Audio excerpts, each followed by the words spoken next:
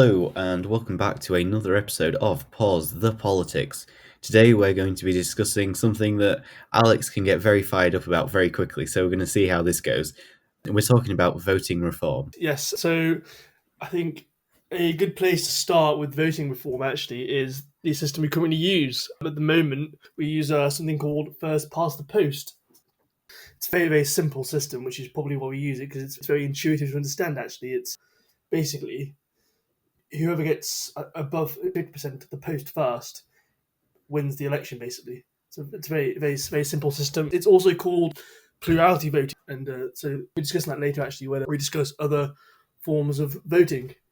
Now, Alex, I understand that you think it should be called almost poo-ality voting because you think the system is so poor. Why don't you give us a few facts and figures about that? I do think it's quite poor, and there are several reasons for this actually. It's firstly because first past the post encourages tactical voting. It does. It doesn't really encourage you to vote for the party you want always. It encourages you to vote for the party you think's going to win. And this is because so then your vote isn't wasted. Because if you vote for a party that hasn't won, in effect, in the first past the Believe it or post, your not, vote the is wrap-up Plan B actually goes into effectively this in wasted. a video called First Past the Post, which I found while doing some research. And he says, voting for the party you hate least. His he Oh, was really? giving a left-wing view, but he was trying to encourage people to vote Labour in order to knock the Tories out, even if you were a Liberal, a Green, what have you. And I believe that is the exact quote: "Is voting for the party you hate least." It's really good. It's a very Sums good up rap first actually past the post, really. for a political rap. Quite It's a adequately. somewhat educational one. They can sometimes be tedious, but it almost goes between the down the line of horrible histories in informative yet quite a decent song. My other issue with first past the post is that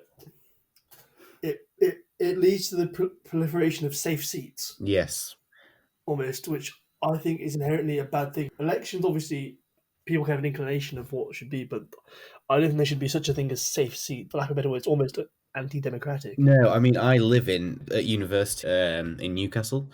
I'm a Labour safe seat, and back home in Lincolnshire, I am also a Conservative safe seat. So for me, there's really no Yeah, there's no incentive of voting, and you can see why the turnout's so low when there's so many safe seats. I don't know how they where you are. yeah. Where I am is also a conservative safe seat, and our university also is a Labour safe seat. But actually, this leads quite well actually into what you were saying. Actually, veers in really well to voter apathy. Yes. And for example, in the UK, voting is not compulsory. In some countries, it is as a way to fix voter apathy. But I'm unsure whether or not that's fixing the issue or if it's merely just addressing the symptom of voter apathy, which is low turnout in voting.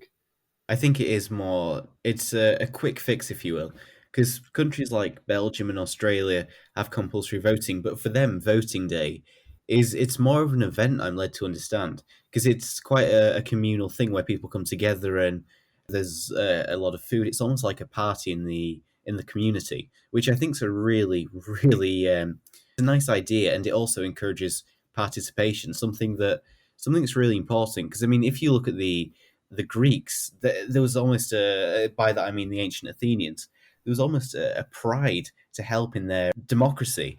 There was, in Euripides' Suppliant, he says, "There's no heavier burden for a city to bear than a monarch, where the people hold the power. They can watch with great enjoyment the youth of their cities thrive." And I think that's a really, it's kind of, it's the opposite of what we are at the minute. Because, I mean, what was the turnout in the 2001 election? It was a 59% turnout, and that means that if you took the population, Labour won with only 24% of the population's vote, which is, I mean, that's no way to govern, surely.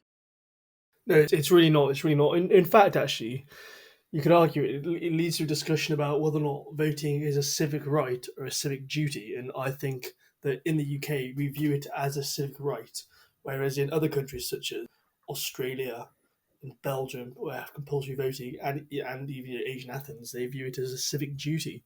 And I think really that we should view it as a civic duty. It is your duty to vote.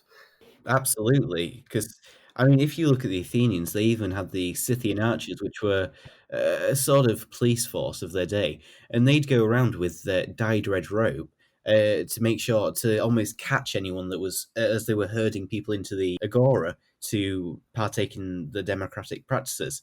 And it was shameful to have this red dye across your tunic because it meant that you were being slovenly in getting to take part in democracy. And I think there's almost a. I'm not suggesting we go back to such a totalitarian way of participation, but I think if we took steps towards that, it would people would have a soapbox to stand on when complaining about the government. Quite. But the other thing, actually, I think I find quite interesting with this is that people argue that by not voting, that you're showing distaste in the parties. But that, in my mind, I think I read somewhere that that's coined as passive. That's passive dissatisfaction. Whereas in Australia and Belgium, where there's high turnout, I think over in Australia it's 96, 97% turnout. There is active disapproval. People spoiling ballots. The act of spoiling a ballot or writing whatever you want on there, I think, because then that's actually counted as spoiled ballots. I think that shows a greater level of distrust and apathy as opposed to merely complacency almost. Absolutely. It's a small gesture that shows dissatisfaction. I mean, it's in no way the same importance, of course, but for me, it's very similar to the American footballers taking a knee during the national anthem. It's a small act, but it really showed, it sent a strong message to the government. Oh, But I exactly, mean, don't get me wrong. I'm exactly. not trying to say that the protests in America are any way comparable to apathy in politics. But I think the similarity between how the messages were being sent out, there's definitely comparable differences. Yeah, absolutely for sure. Just quickly going back to first past the post, I think another issue is it's something called the spoiler effect, or splitting the vote is another word for it. But in political science, it's termed the spoiler effect, and it's where two similar parties pull votes from each other, and then leads to a party that no one particularly wants winning. I remember during the 2019 general election, actually, there was lots of on social media being like tactical voting. The idea of tactical voting actually stems from the spoiler effect, and that you don't want to quote unquote split the vote. So, for example, you wouldn't want to split the left wing vote between Labour and the Lib Dems, and you wouldn't want to split the right wing vote between Brexit Party or the Conservatives. You want you'd want a majority for either side, whichever ideological view you take, and that's actually one of the main issues with first past the post is the spoiler effect almost that it forces people to vote tactically, and I personally don't think that that's always the best way to vote. You should vote positively, not I wouldn't say negatively as such, but you're not really voting for the party you want. It's just Jack perfectly summarised a moment ago. You're voting for the party that you hate the least. And I don't think that's any way that a democracy should function, really. I mean, perhaps it's more reflective on our predisposed ideas of what a government should be. Perhaps we should be more open to the ideas of more coalition governments, of more. I mean, we said in the last episode that we can definitely see the benefits of having a greater number of parties in power, especially in times of crises. So, perhaps we should be more open to the idea that having coalitions, it could be a good idea. And then there's actually there's people that you want in power instead of they'll do. It's the my vote actually made a difference, and it was quite an active step in forming the government. Yeah, exactly. 100% agree there. But the thing is as well, actually, that first past the post doesn't. I don't think, in my opinion, actually emphasise coalition governments. It emphasises a clear winner, or as clear as could possibly be Yeah, done. But it also only really works for a two-party state, really.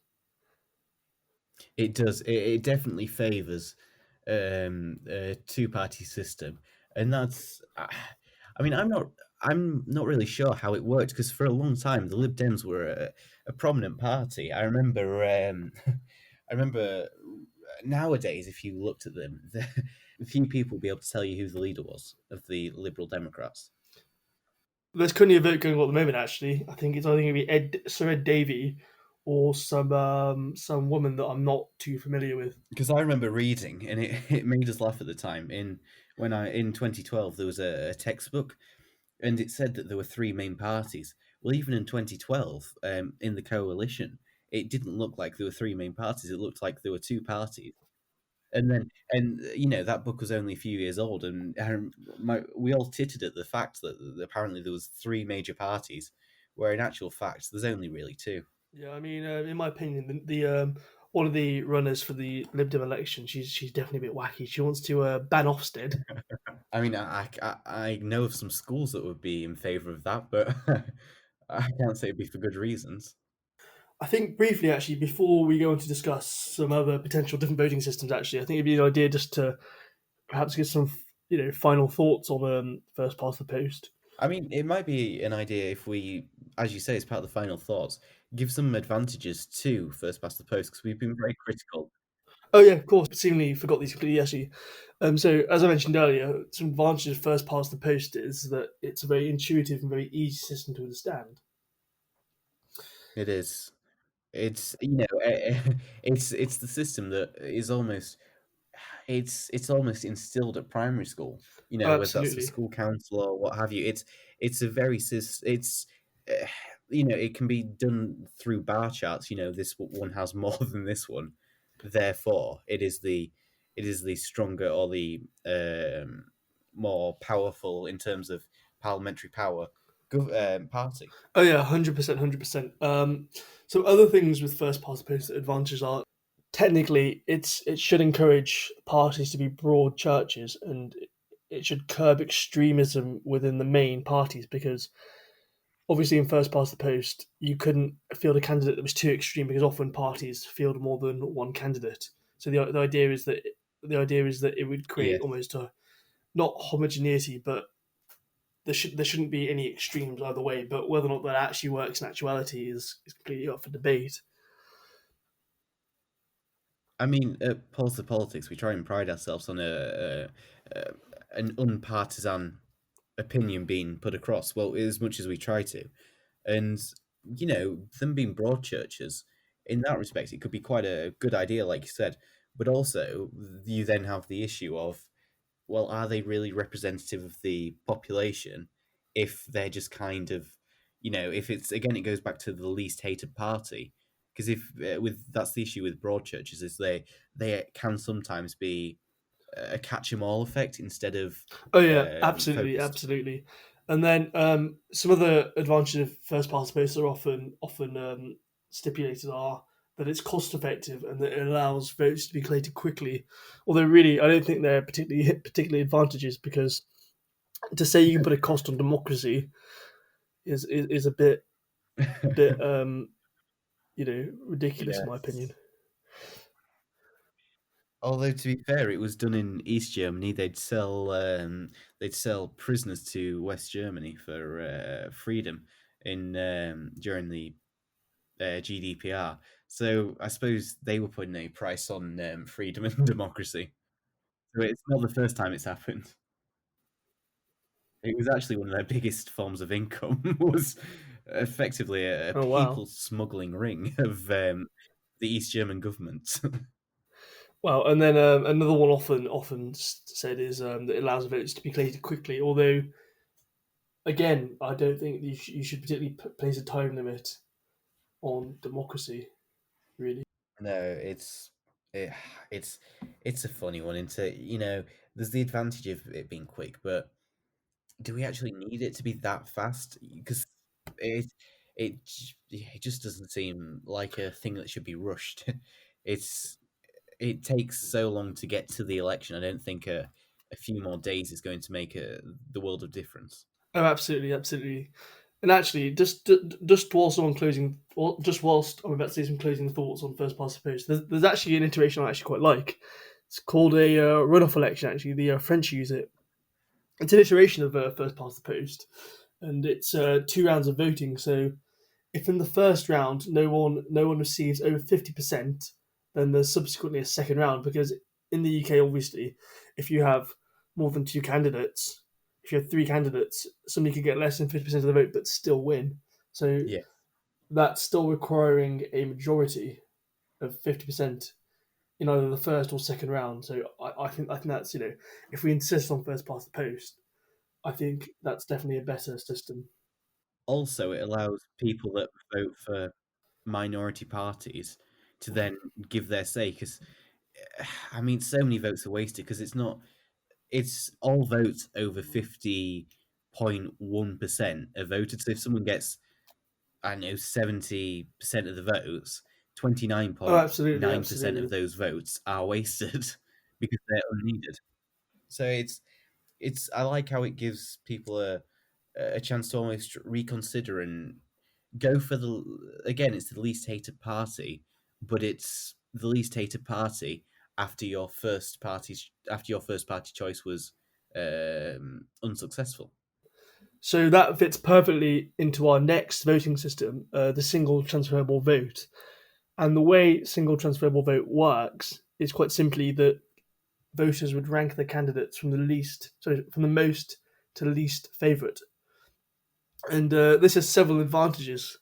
For example, voters don't need to worry about vote splitting or tactical voting because the candidates are ranked.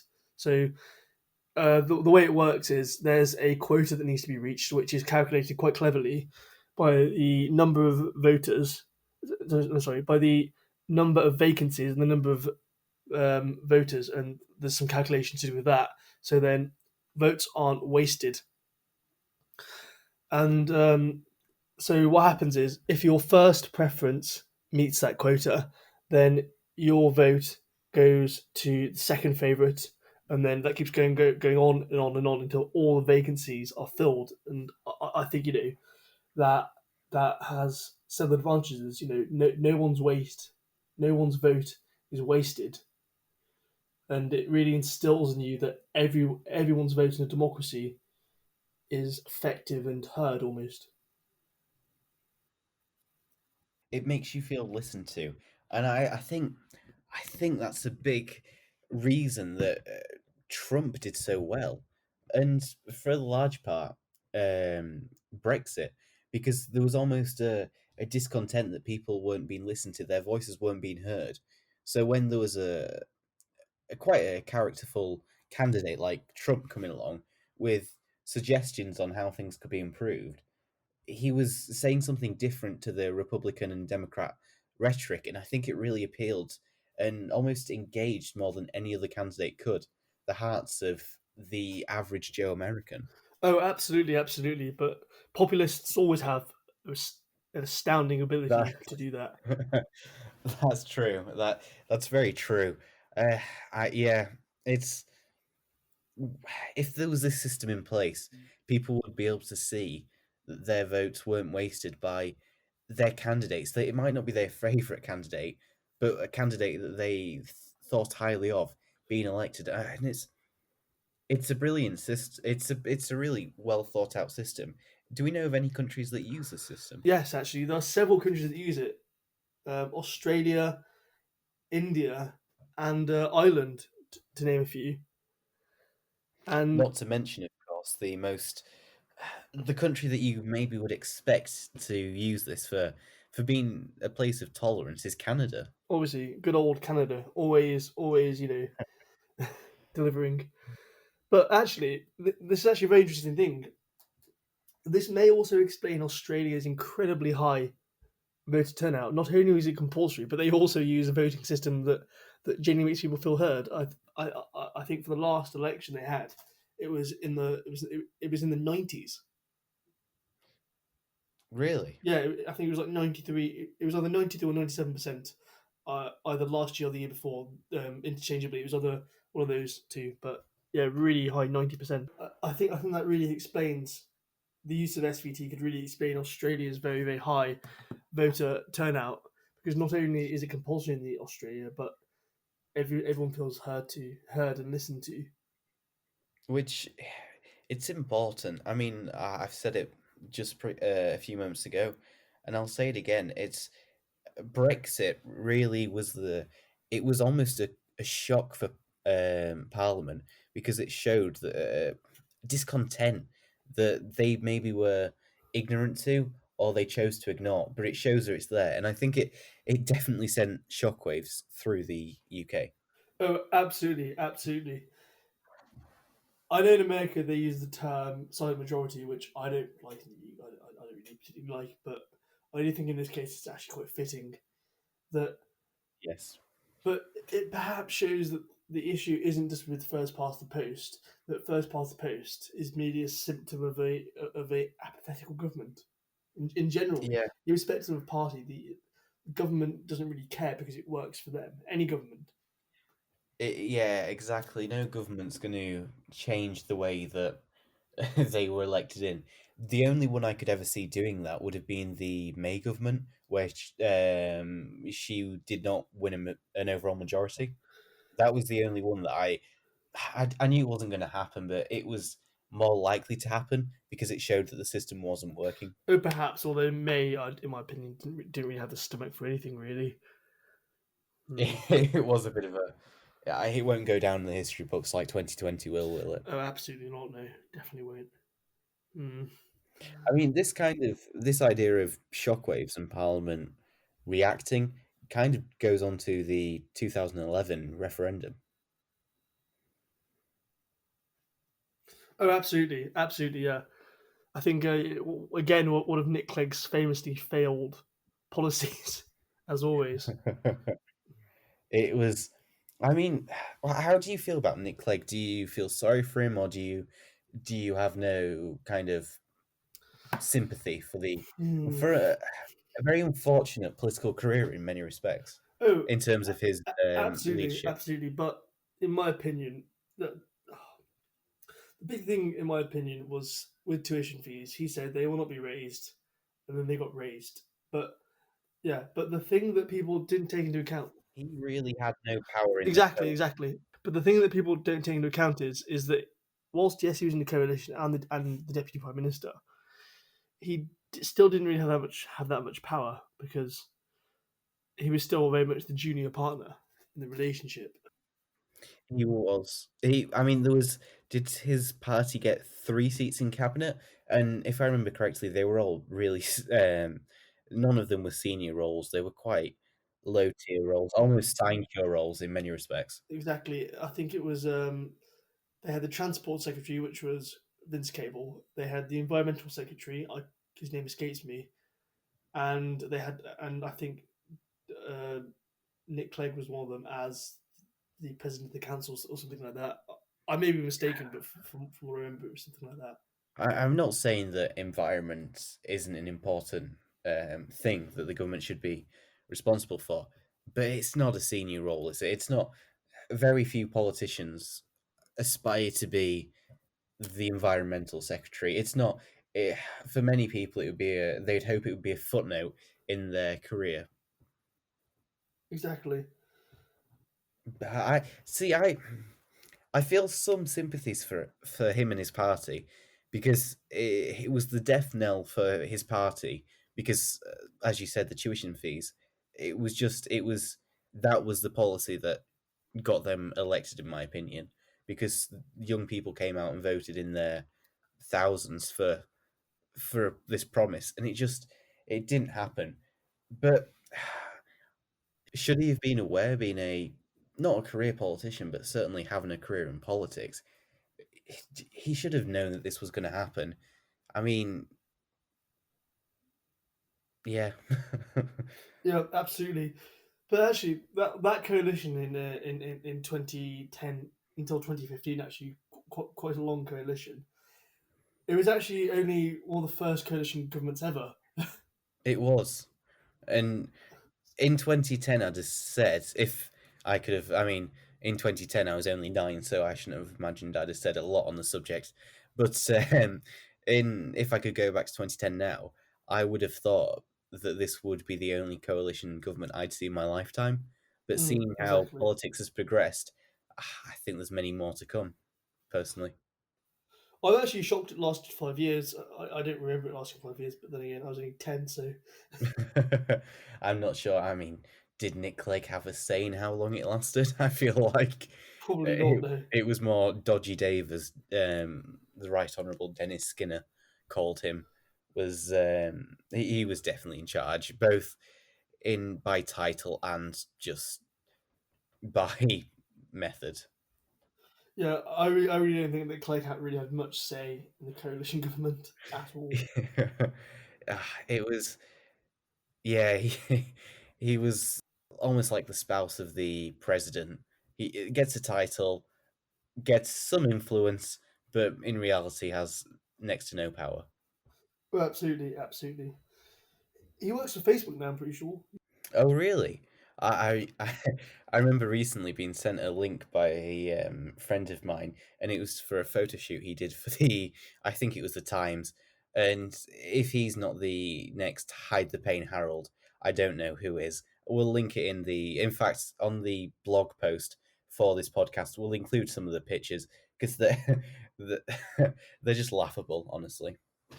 Yeah, it's quite ridiculous, really. And also, he's been some hot water for claiming expenses as a former deputy prime minister while still drawing in a seven-figure salary from Facebook, Oh, naughty Clegg.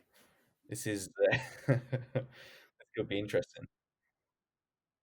claiming £112,000 a year.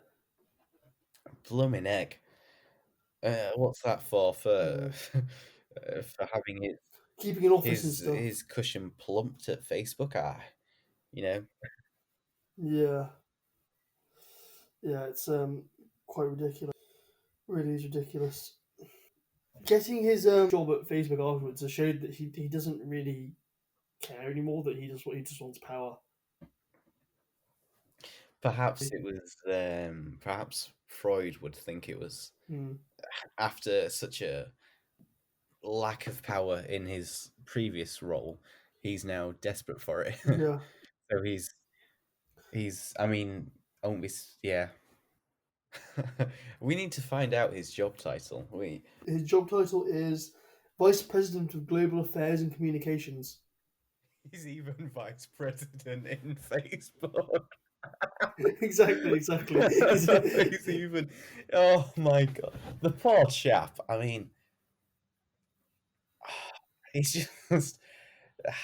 It's then again, Dick Cheney was vice president, and he pulled the strings in many ways. So you never know. For what was it? For Exactly. foreign affairs for Facebook or So he's the head of global affairs and communications. But do you know what's quite funny? On this BBC article, one of the paragraphs is subtitled "Who is Nick Clegg?" oh, this poor chap. Oh, It who really is is Nick quite. Clegg? I It's quite funny. It's quite funny. It's quite funny that I have to describe who the former deputy prime minister of the UK was. in recent memory as well. Maybe if it was in the 1920s or something, when oh, poor lad. He was still an MP until like 3 years ago. Seriously, oh, I thought he got voted out directly after the election. No, 2017 he was an MP till. Oh goodness me! Yeah, and then he lost his seat, and then he went to Facebook. And then he went to Facebook as vice for something to do with international affairs, which, while I don't know the role in and out, Mm. it doesn't sound like it's much, does it? No, but he's on £1 million a year, so I don't think he really cares. Oh no, I wouldn't turn my nose up at that. So Facebook, if you are listening, which you possibly are, because I'm logged into Facebook on my phone, Facebook just please, definitely are right now. the Zuck, hit me up.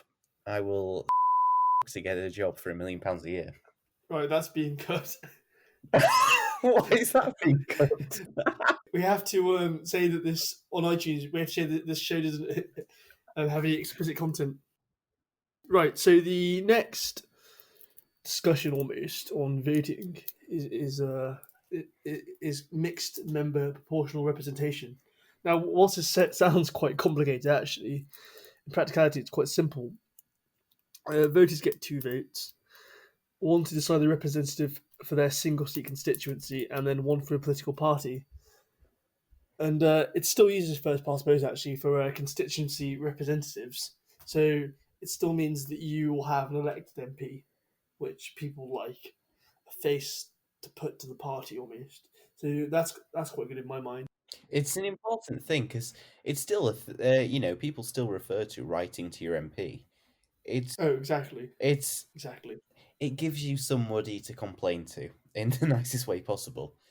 It exactly. it really is. It's a You need to know who you're voting for because if it was just voting for the political party, it's my understanding that the party then gets to choose who it puts forward. So that'll just be, in most cases, the most dedicated and well trained that they would put into the parliament. Exactly, exactly. And then the other thing that also works, the next thing is also actually that to gain nationwide representation, parties are required to either achieve a minimum of constituency candidates or a majority percentage of the nationwide party vote. So I think that's quite good as well because it means that you can vote for who you want to be your because I think always who you want to be your constituency MP might not always be who you want to be running the country because Absolutely. on local issues it can really vary in terms of the party. I mean, that's a really interesting point because often a lot of regional parties that kind of, they might get a few hundred vote, a few thousand if it's in a bigger area, kind of a more regionally conscious area. But, they don't really get a voice other than through the constituent that gets into parliament, and they may not be as not savvy because they do live in the area, but they may be more concerned with national issues as opposed to um, regional issues. So it would Oh, be absolutely, it, because the Yorkshire Party actually normally does rather well in the Yorkshire area.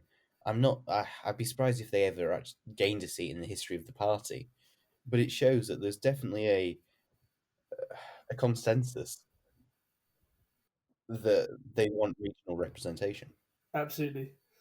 And then also, I think it's quite important that MMP does allow you to have those tight links with whoever you think could best represent your local needs. Also, actually, then being able to vote for a perhaps different party that you think will represent the national need. That's true. Just quickly going back to the regional party issue, there is one candidate that stands in mind for me, and it was the candidate under the party called Save Kidderminster Hospital. Oh, And he ran, yes, I can't remember the chap's name now, but he ran under a single issue of he wanted to save the local hospital. I think he was a doctor himself at this hospital, and he got elected under the single idea of saving the hospital. So I think it does show that regional issues are still important to people. It's just they often get cast aside in national elections. oh, absolutely, absolutely. I think that's actually a really important point about having national and local issues represented firmly. But just thinking about it, actually, there could perhaps be an issue that it would almost create two tiers of representatives who may not be treated equally by the party. Yes, it's one could argue. Is it just electing another local council? It would basically be like having like a almost local council plus. You're right. I mean, no matter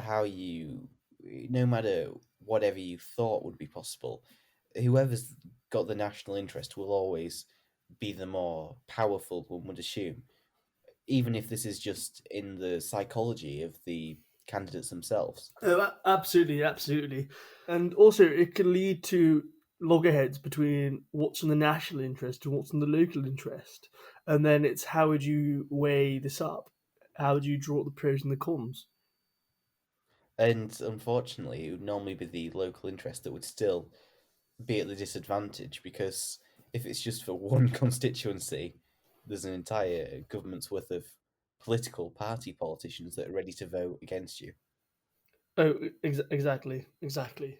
So that's actually a very good point about this, and I think it it raises a good point for theoretical ways of representing people. that they are only theoretical, a lot of them, and that there's a lot of weaknesses for them. Oh, 100%, 100%. But in my mind, in particular, I do think first past the post is one of the worst systems we could really be using. I mean, what's the website? Electoralreform.com, is it? Electoral.org.uk. They have a ranking for the main systems of voting, and they've said that the Eurovision Song Contest, the way that they count votes, is more representative and democratic than first past the post. And when a singing competition is seen to be more democratic than your nation's government, one that prides itself on its democratic roots, I think you've got to look at yourself hard in the mirror. Right. So before we go to our closing thoughts on voting, I think it'd be nice to give perhaps a more in-depth summary and perhaps some of the cons of MMPR. I think we've already discussed that you can end up with a two-tier system of representatives, but another one actually is that MMPR would give political parties more control over their members for especially the nationwide one. Yes, and we've already seen that whips can sometimes. I mean, what's it called? Is it called the Black Book that whips supposedly have in the safes of Westminster, where it's got all the secrets and pictures that MPs don't want revealed? That I mean, it's almost Tucker-esque with the pictures of revealing and uncompromising positions, which I'm sure MPs would prefer not be shown. So I think you're right that there's going to be some. It would almost be a Lenin-style Duma where yes, they were meant to have autonomy, but in reality they were just the puppets of higher authorities. Oh, absolutely, yeah, absolutely, and no one particularly wants that. Not again. Never again. So this is probably a good point to say. What's what would be your preferred system? Because we know that you're strongly opposed to first past the post. I quite like either STV, the single transferable vote, or alternative vote because voters don't have to worry about vote splitting or tactical voting, and also it means that the votes are not no one's vote is wasted. In my opinion, it is the most democratic vote route that we could take and that we should take. Really, I mean, in theory, I'd quite like the MPR, but there's too many issues that. I mean, we've just come up with a handful now, and that was mainly off the top of our heads. So I think I'd agree with you. I think STV gives a really balanced system. yeah, exactly. It's a really balanced system, and it means it dispels some of the key issues with first past the post, such as vote splitting, people's idea that their vote is being wasted because it's not. Definitely, definitely. Well, that wraps up this podcast on electoral reform. We'd love to know what you think in the comment section on our website, pausethepolitics.tk. Check us out, subscribe to the email form. Please follow us on Spotify or whatever you're listening to this, and we hope you enjoy. Another thing actually is as well, if you wanted to leave us feedback on the anchor thing, you can leave us a voice note, and we can listen to those, respond to people's questions and stuff. I that's quite a good way for us to interact with listeners and stuff.